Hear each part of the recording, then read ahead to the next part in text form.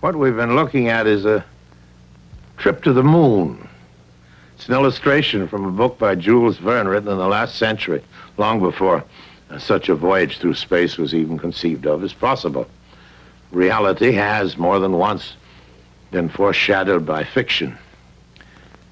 But here, just for example, is something that goes beyond, far beyond, anything we might ascribe to mere coincidence. In 1898, a little-known author named Morgan Robertson wrote this remarkable piece of fiction about a luxurious ocean liner, larger than any ship existing in its time, filled with wealthy passengers and a rich cargo. But on its maiden voyage, this ship, labeled unsinkable, struck an iceberg one starry April night and sank in the cold waters of the North Atlantic. Now, 14 years after this book was published, a British shipping company, the White Star Line, built a vessel of almost exactly the same dimensions as those imagined by Robertson in his novel. It, too, boasted a list of wealthy and famous passengers and made the audacious claim of being unsinkable. And one starry night in the North Atlantic, one April night, April 14th, 1912, it struck a giant iceberg and vanished beneath the seas. Now, the similarities of size, speed, and fate are truly incredible. But the most startling parallel of all, Robertson named his fictional ship the Titan. Its real-life counterpart, as we all know, was the Titanic.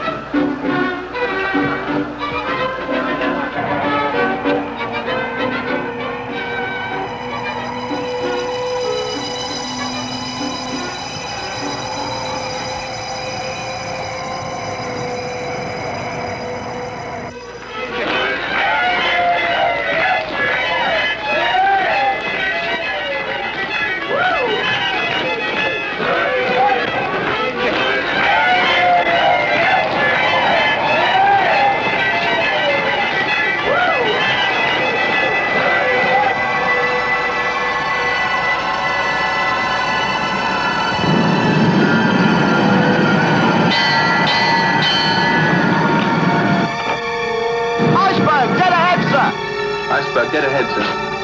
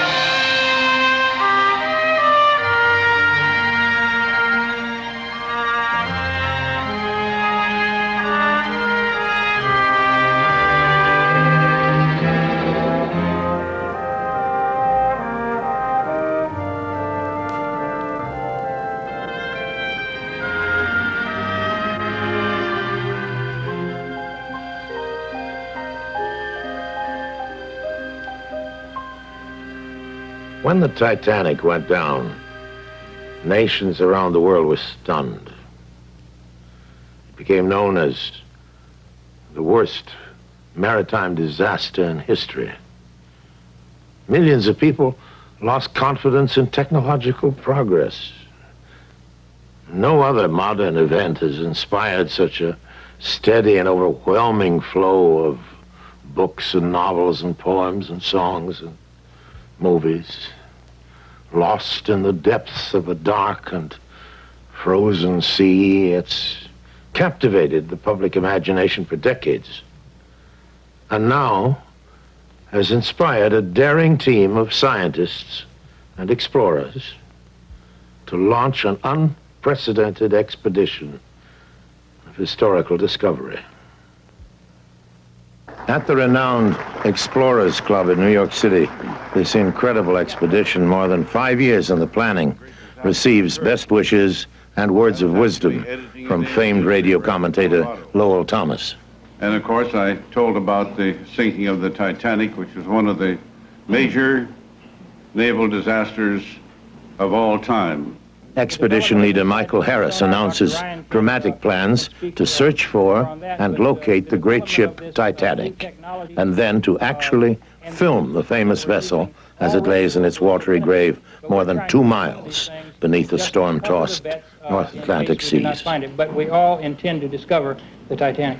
Why was it going through iceberg-infested waters at 22.5 knots. Search is being financed by Texas oil man Jack Grimm, a daring investor, well known for backing adventurous and difficult expeditions. And that's one of the answers that we hope to find when we reach the Titanic. It's a big, dark ocean. The uncertainty, if you take Technological and scientific activities will be coordinated by Dr. William Ryan from Columbia University's Lamont Doherty Geological Observatory. Circle that radius, the difference of those positions, you have a real piece of real estate the size of Rhode Island. And of course, where the Titanic is and what's left of it is a great mystery. And if Mike Harris and Mr. Grimm and their colleagues can solve that riddle, it will certainly be a magnificent thing to accomplish. And I'm sure that everyone connected with the Explorers Club is anxious to cooperate in some small way. And good luck to you, Mike, and good luck to you, Mr. Grimm, and so long until tomorrow. On July 7th, 1980, a 39-member crew assembles at the Tracor Marine Shipyard at Port Everglades, Florida, in preparation for an historic voyage. Using the most advanced oceanographic equipment available, they will scour the ocean floor in an area 300 miles southeast of Cape Race, Newfoundland. Somewhere 13,000 feet below, in the dark, icy waters, they hope to locate and photograph the wreck of the unsinkable Titanic. With all gear and personnel loaded on board and the technical equipment fully operational, HJW Fay makes preparations to sail. Okay, Chief, we're all set to go. It's the beginning of an unprecedented and ironic voyage into history. 39 men, aided by the most advanced technology that science has available, setting out to unlock the mysteries of a glorious old ocean liner once thought to be indestructible. On that chaotic and terrible night in April of 1912, a dream was suddenly transformed into a nightmare. Overconfidence and arrogant pride were swallowed up by the relentless dark sea. And now, in the quiet and solemn heat of the Florida night, everyone aboard the research vessel Fay is careful not to whisper any claims of being unsinkable. Have a good trip. Relax. Don't hit any icebergs. Thanks. Steady. Steady.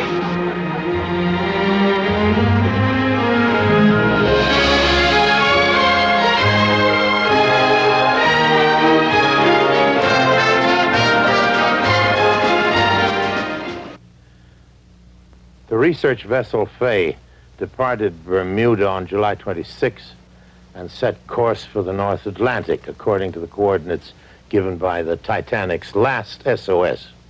The luxury liner was sinking somewhere in this area, more than 300 miles south of Newfoundland and east of Nova Scotia. Now, it'll take nearly 3.5 days to reach the site. Time for each person to reflect on the great adventure ahead. Got 890 miles to go, and the course is 052, and we're going to have a nice, smooth ride to get there. No waves or anything, right? Just as smooth as can be. Perfect weather. We don't go to sea on this ship in anything except good weather. We ought to get there Wednesday morning, I think, right? 6, 8 o'clock in the morning. Let's go get her. Very good, sir. We're gonna find the Titanic in her cold and lonely grave. Yes, we'll find the Titanic with the cowards and the brave. We've all been told the story of the tragedy and glory of that great ship Titanic at the bottom of the sea.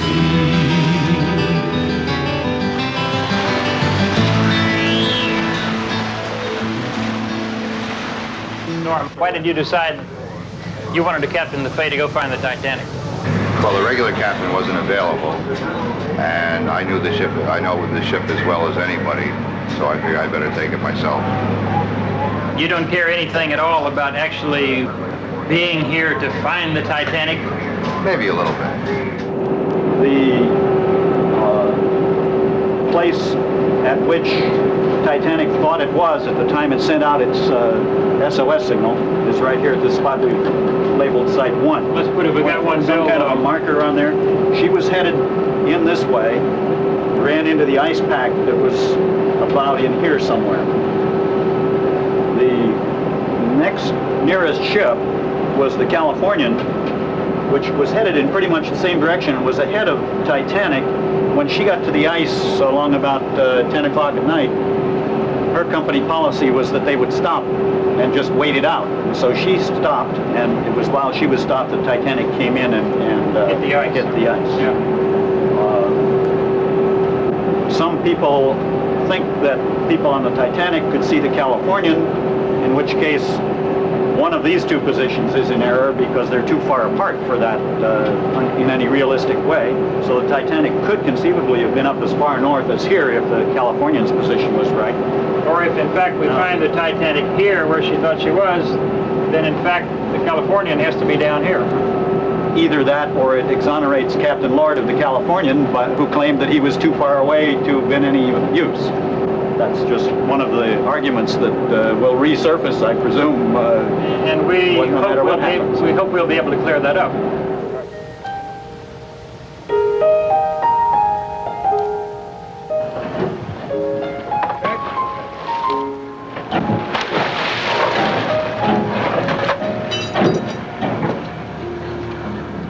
Approaching the site historically considered to be the location of the Titanic's last coordinates, the researchers launch a series of 3 transponders.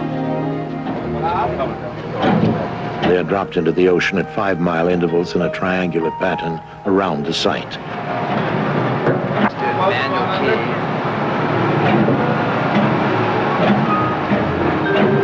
Once in position on the ocean floor, the transponders will serve as constant reference points for the search operation, as signals are sent out from the ship at regular intervals and then bounce back. This will allow the scientists to pinpoint precise locations of objects thought to be the Titanic. Lower this slowly. Lower this slowly.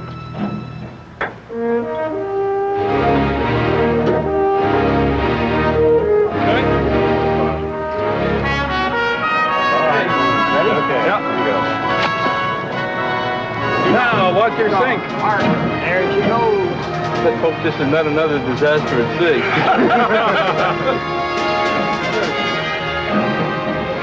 My God, being attacked by a shark.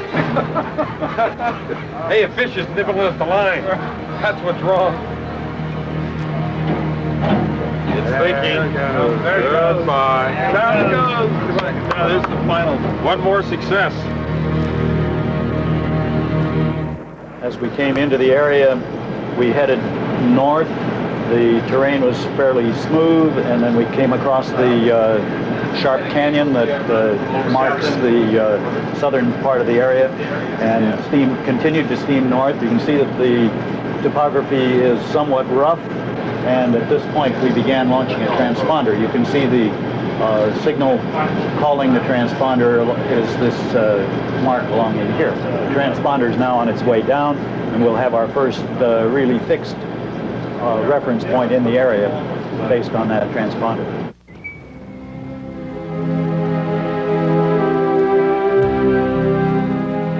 In this animation, a signal is sent out by the ship's echo sounder and then bounced back by the transponders. A device towed out of the ship interprets the returning signal and then transmits the information to computers on board for analysis by the scientific team.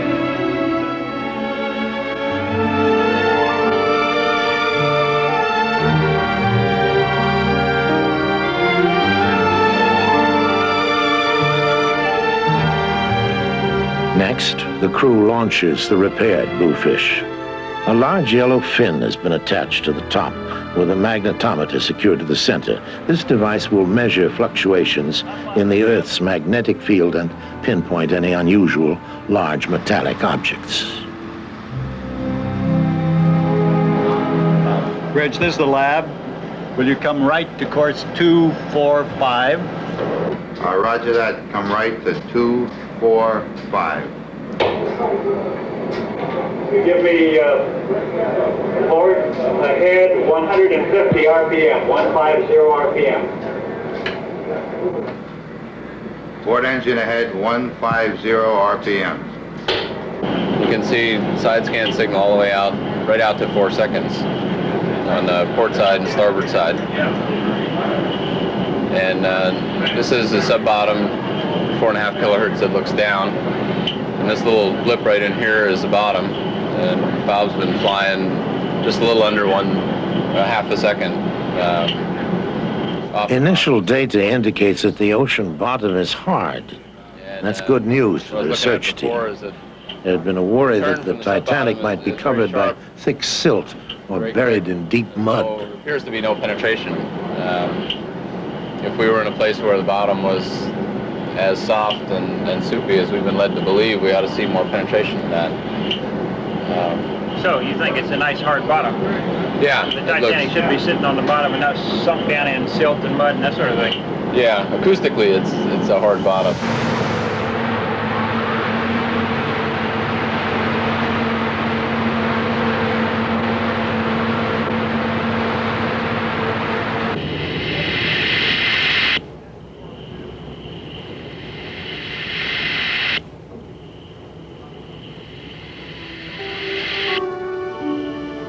The side scan sonar on the Bluefish emits a pulse that literally paints a computerized two-dimensional acoustic image of the ocean floor. Coupled with the magnetic profiles created by the magnetometer readings, the images can easily detect the outlines of an object as large as the Titanic's sunken hull, and even reveal details of the superstructure. Scientists will use this information to piece together a mosaic composite of the wreck, verifying that it is indeed the Titanic. Transponders, the fish right now is interrogating them and we're getting replies. We've passed this one a while back. In fact, we just have passed this. The ship is located here. In about another half hour, at about 8:30, we should be passing the historical site of the Titanic with the fish. And in fact, we will cover the actual location of where it may have gone down during that time. That might be pretty exciting. Yeah, and then the plan will be, of course, if we don't find it, then we'll go on up here another 3 miles, turn back and make a heading and come back and cover it on another time, right? We'll cover it another time. We'll overlap our beams each time so we make sure that we're not missing any particular part. Okay, Mike, I tried to approach the problem using a very elementary... In reviewing the side scan sonar data, Dr. Ellen Herron discovers what she considers to be an object of high probability. Has a size and shape that definitely warrants further investigation. Carpathia and the survivors that was given by the Mount Temple early the next morning. Now, this fixes the navigation fixes that were given by both the Titanic and the Mount Temple, you can assume, have at least a 5-mile radius of confidence. And what I did was I first drew circles with a 5-mile and then with an 8-mile radius around those two positions.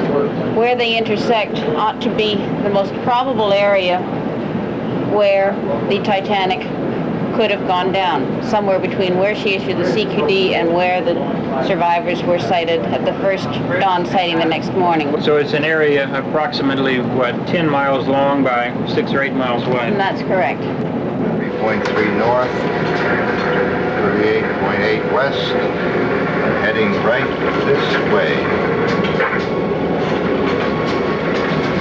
I don't know, Chuck. You got some small problems. Got a hurricane heading this way and a gale heading this way. I don't know what's going to hit us first. That really sounds good, doesn't it? Charming, just charming.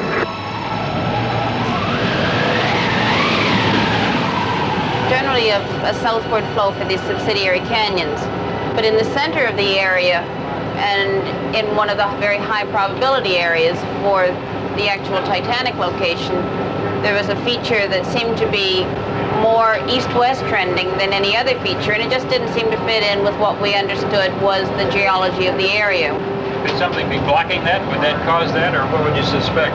Well, that's what I wondered, and we went back. We also, from our first crossing of the feature with the deep tow system, had detected a reasonable shadow and some kind of a strong signal from this area. So we went back with the 2-second sweep, and finally with the 1-second sweep. We really gave this quite a bit of coverage, and each time we got a stronger shadow, and the amplitudes of the feature looked to be quite reasonable.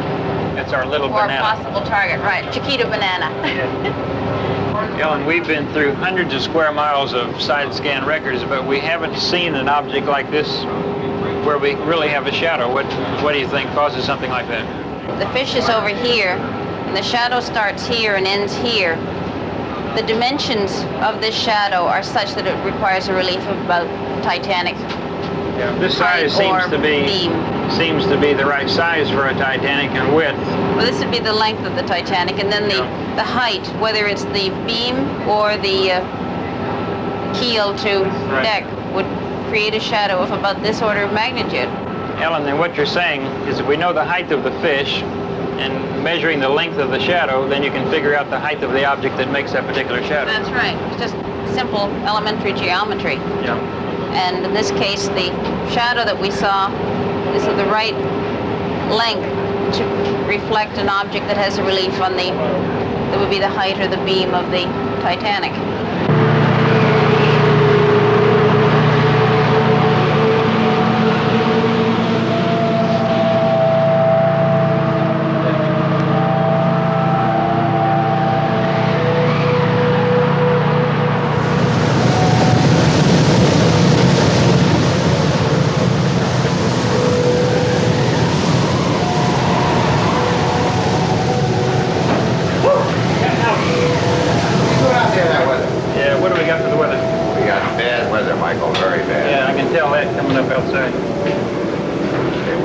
Two problems. One is a gale center coming north of us that we've been experiencing for the last couple of days. Two systems. This is the third one in about a week.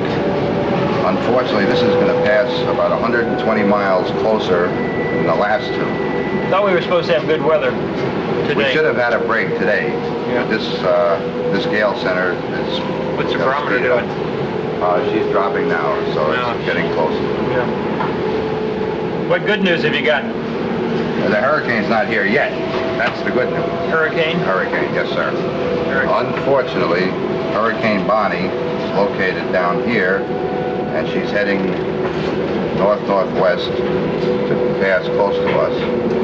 It will be here in this area about 2.5 days. 2.5 days, huh? Yeah.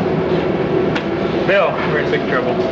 Well, what's the effect of this linking up with this weather pattern over here? Okay. What's it going to do to us as from now? What's happening now, the hurricane has absolutely no effect on us whatsoever. Yeah. The gale coming north of us will leave us in the wake of the gale about 48 hours of nasty weather, at which time the hurricane will pick up where he left off. And I can see a week. So we're whacked out here for a week. I'd say so, yeah. I got to get the camera package in. Tell Spees right away to get the damn side scan up, and let's get the camera down and see what we got.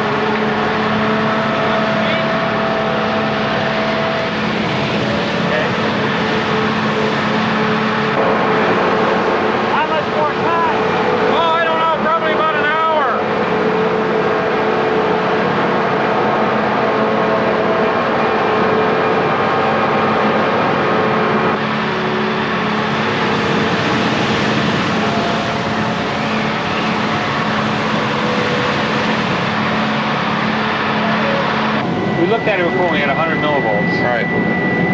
No, we heard 100 millivolts, that's not true. We had, Jim, what were the numbers? I think there were like 20 to 50 millivolts coming into this thing. That's right. That's what we could see here because it's full gain on this thing. We were able to get, a division or two. Right.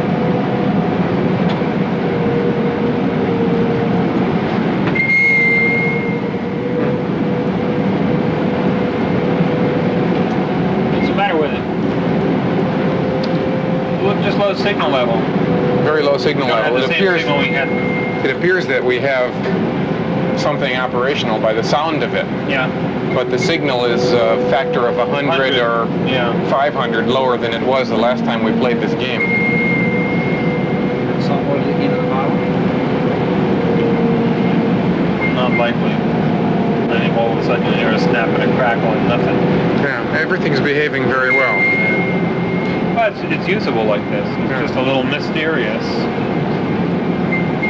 So if we pass over some metal, it'll still register, or what? I don't think we've gotten to that stage yet. But we'll have a computer program in 45 minutes that'll plot the thing, and then we'll be able to see. Okay. That'll have left 45 minutes. That's effectively right. We'll be able to see if the magnetic field varies in a nice orderly manner when we start to lower the magnetometer towards the bottom.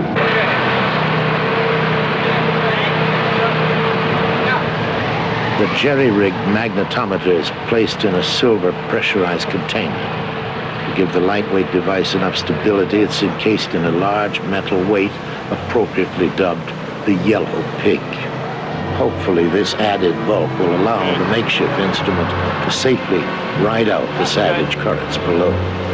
Now, let the strain go.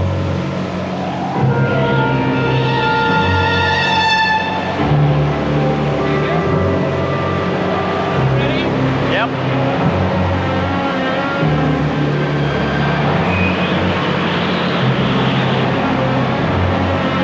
And let it stop rolling for a minute here. Down on the main.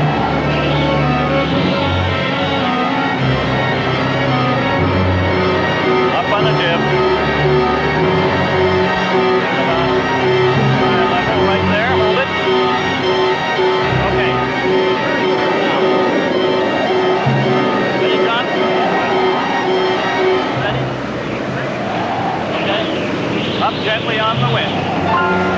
Good fellas. Hold it.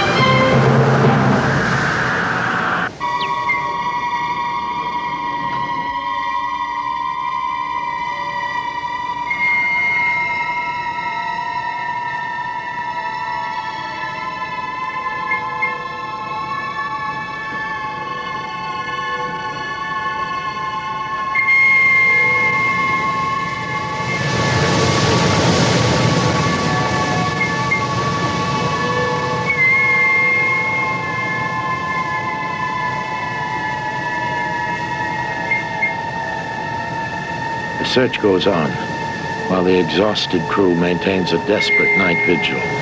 With the camera sled unable to descend, the very last hope for discovery lies with the makeshift magnetometer.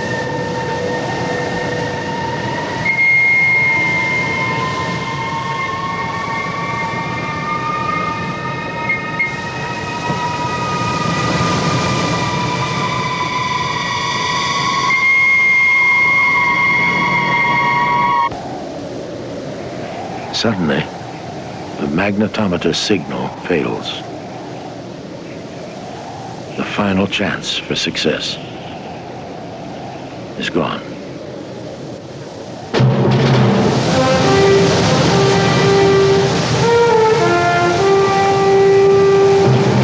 Outside, the powerful sea continues to batter the ship unmercifully. Once again, triumphant over the technological presumptions of mere mortal man.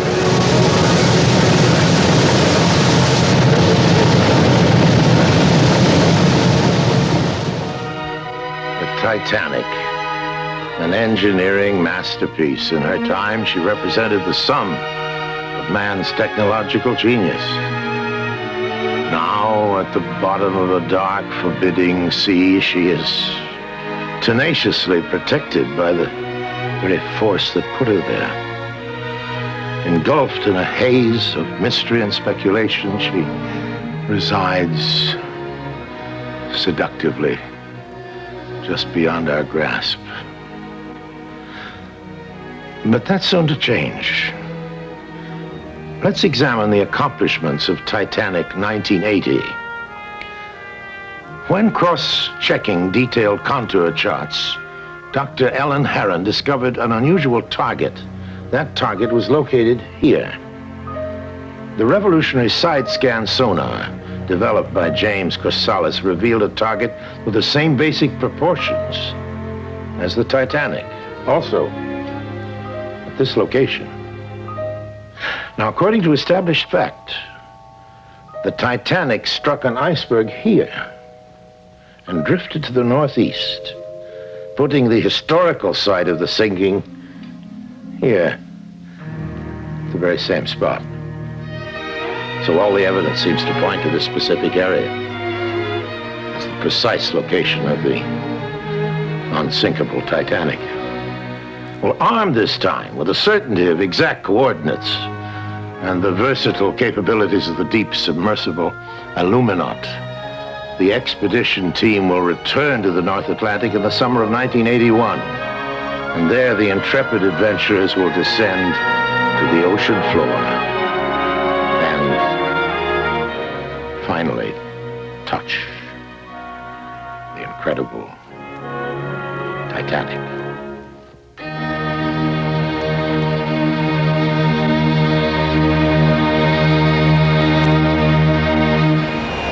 Hello, folks. I'm James Drury. I'm about to leave on the most exciting adventure of my life so far. The second Grim Harris expedition to locate and photograph the Titanic in the North Atlantic.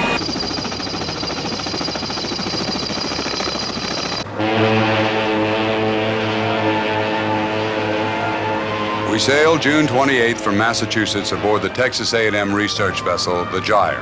There were 37 people aboard, 31 in the scientific party, including our film unit, and 6 in the ship's crew. Everything looks routine, but nothing ever is on a modern ocean research vessel. The most valuable and precious thing is time. The Gyre had come into port to change the wire, the coaxial cable 25,000 feet long, that is our lifeline of discovery from the ship to our underwater detection devices and our video camera vehicle. The scientific team already aboard would be engaged in the search for the Titanic. But first we had to hitchhike with them while they completed one segment of the ongoing Pebble project, which is a worldwide search for deep ocean bottom free from current and sediment drift.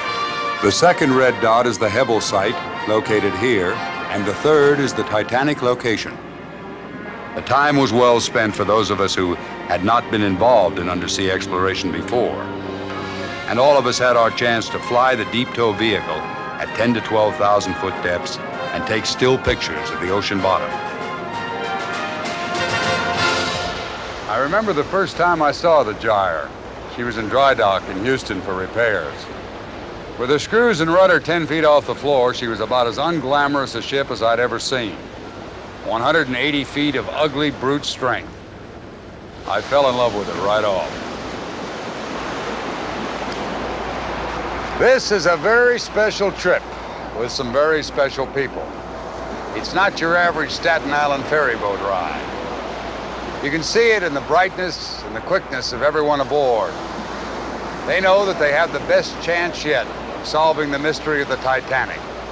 And they are at play in the fields of the Lord with the best set of electric trains anybody ever had.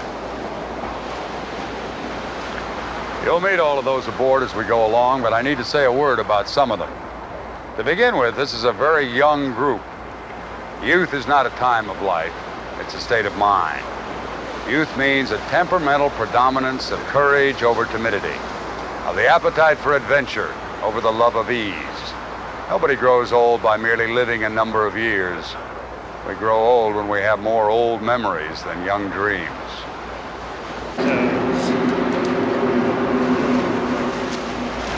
Dr. Fred Speece, Scripps Institution of Oceanography. It's been worth the whole trip to get to know this genial, gentle, brilliant man. Dr. Bill Ryan, Lamont Doherty Geological Observatory. Friendly, interested, curious, doer of impossible things.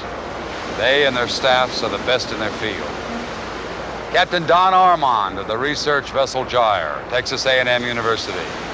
Man of the sea, in love with the sea. Mike Harris, expedition leader, dreamer with a dream. A man with the patience of Job and the guts to find a way to make the dream come true. A special quiet hero, Mark Orson, graduate student at Scripps.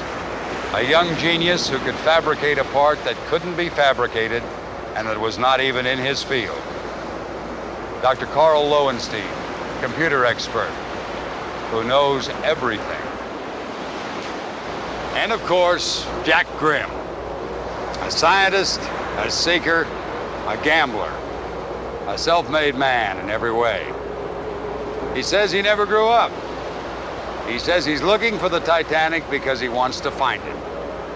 He says he's at war with the North Atlantic, and I believe him. He makes it all possible. It's a better world because he lives in it. We have 14 sonar targets that were found. While we are underway between locations, we have time to reflect on, discuss, and illustrate our mission and learn. Always learn. Area that came up with 14 different sonar targets, of which 6 are high priority, and out of those 6 there are 3 they seem to stand out as exceptional. Those are targets 1, 10, and 13. What we do first would be get in there and establish our navigational base. I'll put the So transponders. the transponders will be in there, and then when we get the magnetic signature, we'll have a place we can return to for pictures.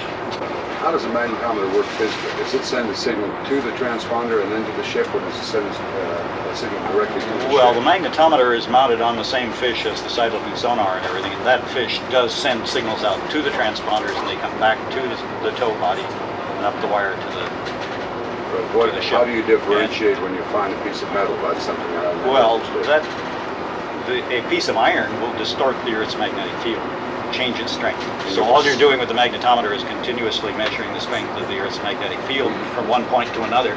You then see that on the readouts in the lab? That's right, yes, in real time in the lab. So when you see an anomaly there, you will know? We sure will.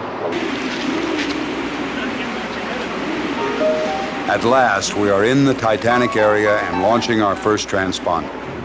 This is much more complex than the recovery because we must launch at the exact time that our radio communications with the bridge tells us we have an exact satellite fix of the ship relative to its position on the surface. So we will know where the transponders are relative to the ship and the deep tow on the bottom. The exact amount of cable between the ship and the deep tow is monitored as well, giving us one more point of reference. Each time a transponder is launched, the process is repeated. We are literally bugging the ocean floor, and we have to know where the bugs are.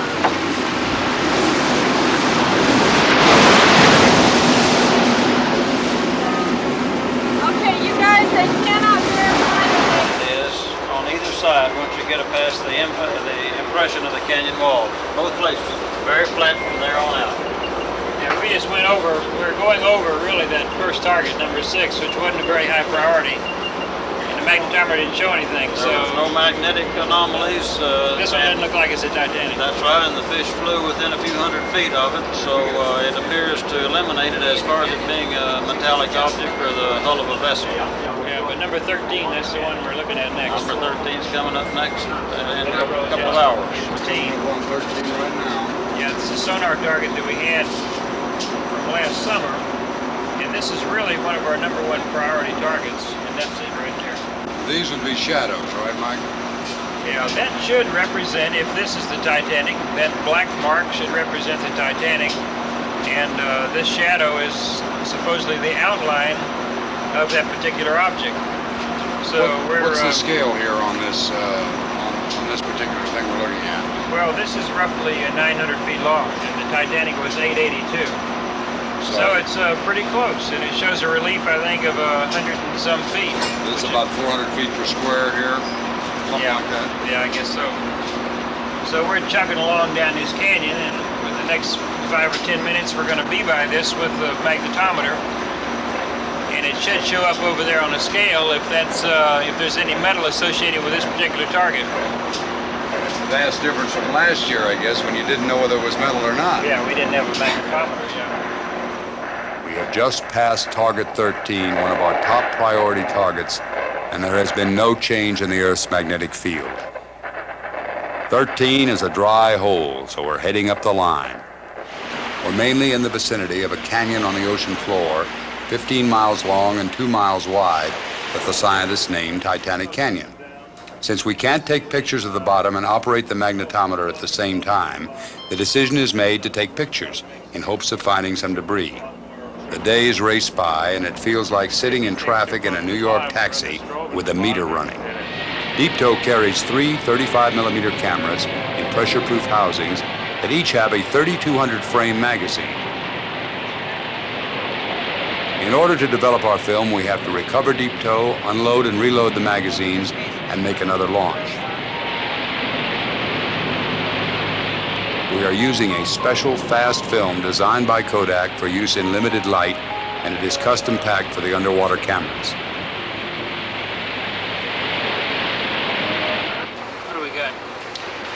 Well, this appears to be a possible fossilized vertebrate. See the little vertebrae sticking out back here. Then there's also, someone suggested this might be a skull here. It's certainly something circular. It may be an eye socket.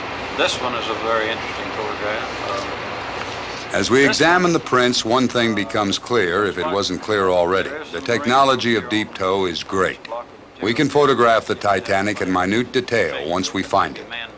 We are hoping for man-made objects, but find very few. A bucket, a pulley with a hook, a few fish. Over 3,000 merchant ships were sunk in the North Atlantic during World War II by submarines, and we found very little evidence of anything. The ocean is so vast, and we have so little time. Mark Orson and Anita Brosius are putting the final touches on the pressure-proof housings for the color video camera and recorder. Color video has been taken at much greater depths through the porthole of a bathysphere. But as far as we know, no one has ever used color video in an unmanned vehicle at 12,000 feet before, traveling at 6 feet off the bottom. It will prove to be the most exciting venture of the entire expedition. We are launching the video camera sled for its first, last, and only run of the trip. This particular configuration has never been used before, and Dr. Bill Ryan looks on as anxiously as any expectant father in a hospital waiting room. The plan is to make a run from the position where the lifeboats were recovered, north to the CQD or last SOS position of the Titanic, using a constantly shining light as opposed to the strobe light on the Deep Tow.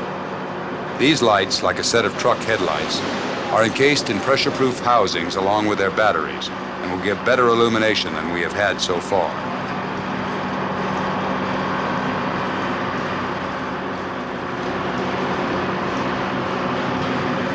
This is a last-ditch attempt to recover some physical evidence of the Titanic, at least for this trip, and everyone knows it and says a silent prayer. Everyone who could gathered in the lounge to watch the video, like a bunch of kids around a Christmas tree when the magic moment comes to open presents.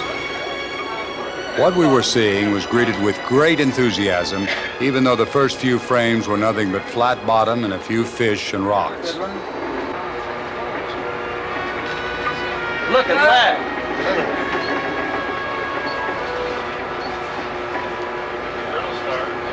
Another good. Well, Bill, that's what we need the shock cord for, right? Yes. I'm really impressed with the way Bill this. Oh, look at that was something moved out. Yeah. What was that? It was dust. No, it didn't hit the bottom. Something stirred up. That's something stirred up and split. Yeah. All right. Yeah, that's what it was.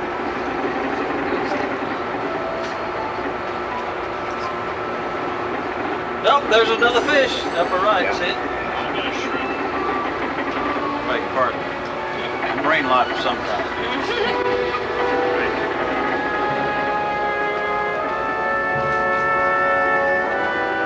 It's a nice shot there, isn't it? Oh, there's something there. Look! Oh, And there it was. A few frames of videotape we would look at again and again. Its immediate impression caught the eye and froze the mind. A propeller blade from a large ship. But the scientific method is cautious by definition, and much discussion, pro and con, took place. Depending on the angle, the top would look sharp, though, wouldn't it? It has to look sharp, yeah, or else it's not propeller. I thought it looked more like one single bladed propeller. Yeah. Yes. Because the rear blades are three real propellers. The outboard propellers are three bladed propellers.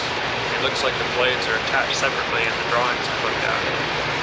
And it seems conceivable. It looks like it's just one blade. Right. It looks like, to me, like it's more like the blade's laying more flat on the bottom. I guess if you're coming over the front edge this way, it looks like it's sharp this way.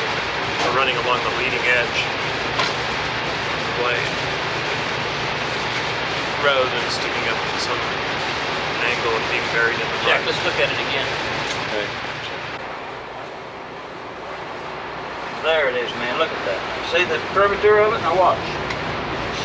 The consensus ruled out Mark Olson's theory that the blade was laying flat on the bottom. Painstaking measurements estimate the blade to be between 8 and 10 feet tall and place it 16 to 20 feet off the bottom. As we look at this artist's rendering of the hull, we see the course the camera sled probably took as it passed over the blade. All the way back to Boston, the debate continued. Whether the blade we see in this still picture taken from the videotape is the right size and shape to belong to the Titanic. We could not know and did not know until we got home to Texas that on Jack Grimm's desk was this picture of two commercial divers from Scotland, Mr. Simon Martin and Mr. Alec Crawford, with a propeller blade from the Oceanic. This ship, of similar vintage and size in relation to the Titanic, was wrecked off the coast of Scotland 60 years ago, and the similarities between the two pictures speak for themselves. So much so that plans are underway to reactivate the Illuminaut, Reynolds Aluminum's deep-diving submarine, and return once more to the old gray Widowmaker and dive on the Titanic.